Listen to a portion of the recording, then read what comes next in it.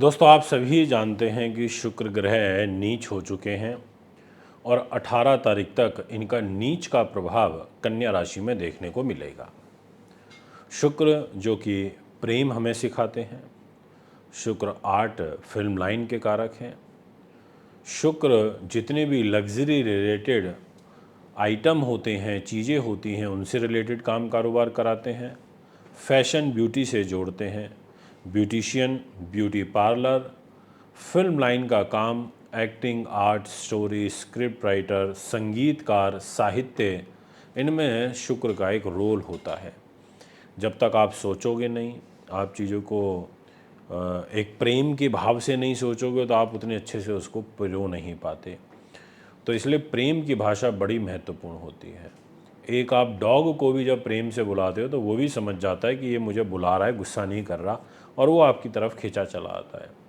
तो इसलिए हमारे जीवन में बहुत बड़ा रोल है शुक्र का, जनरेशन को आगे बढ़ाने के लिए, चीज़ों को आगे और अधिक रफ्तार से लेकर के जाने के लिए। तो आज मैं आपको यही जानकारी दूंगा और वीडियो को पूरा सुने, अंत तक सुने, बहुत ध्यान से सुने जो बातें आज मैं आपको बताऊंगा।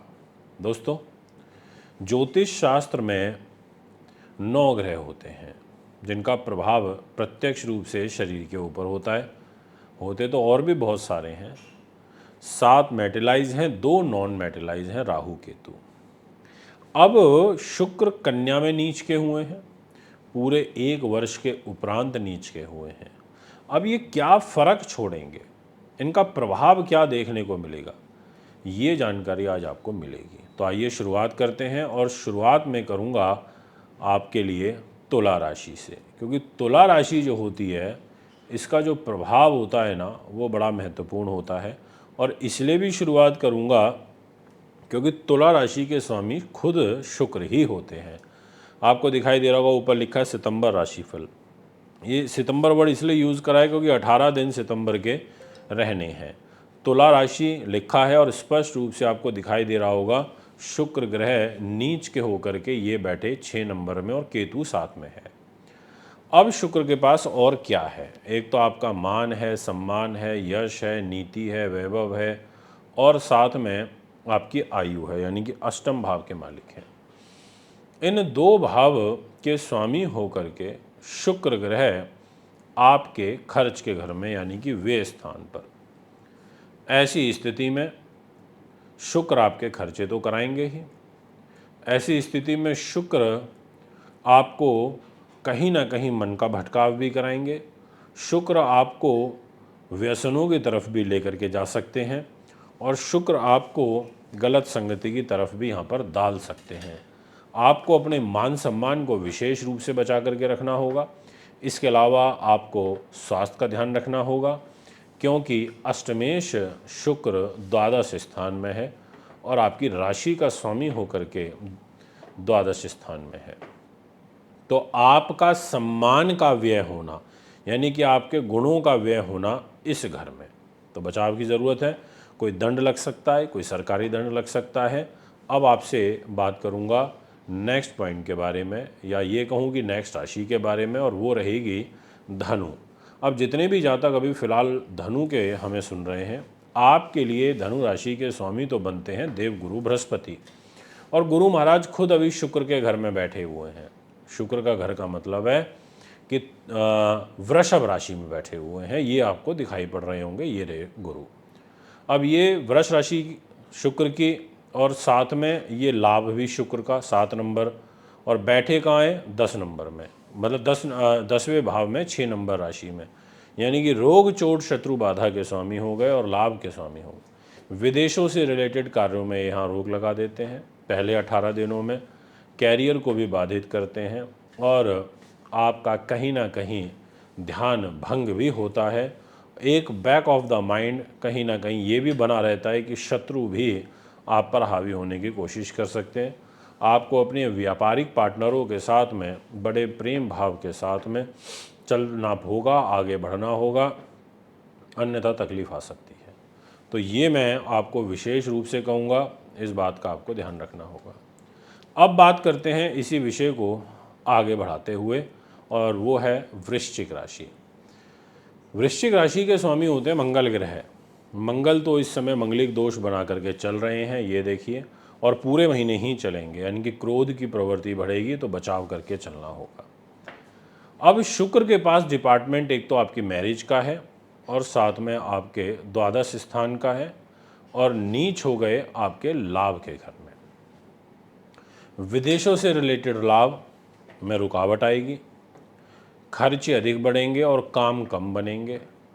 बड़े भाई बहनों के साथ आपके रिलेशन खराब रहेंगे। इसके अलावा आपको दाम्पत्य जीवन में कलह कलेश फेस करनी पड़ेगी, उससे रिलेटेड भी कष्ट आपको मिलेगा।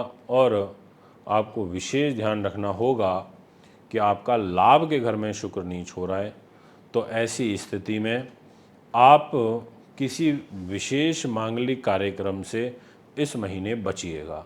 ये मैं आपसे कहना चाहूँगा। दाम्पत्य जीवन में भी प्रेम भाव से रहने की कोशिश करिएगा। वैसे तो गुरु महाराज बैठे हैं मैरिज के घर में, यही एक सबसे बड़ा एडवांटेज है कि गुरु आपके इस घर को सुरक्षित कर रहे हैं, आपको यहाँ से बचाने का काम कर रहे हैं।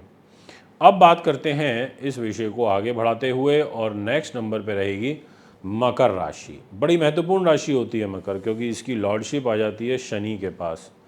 शनि जो है वो आपका सेकंड हाउस में बैठा हुआ है, और शुक्र के पास डिपार्टमेंट बड़ा इंपॉर्टेंट आ जाता है, क्योंकि शुक्र एक तो कैरियर के लॉर्ड हो गए 7 नंबर, एक आपकी बुद्धि उन्नति नीति शास्त्र विद्वानता के स्वामी हो गए शुक्र, और नीच हो गए भाग्य के घर में 6 नंबर राशि में केतु के साथ।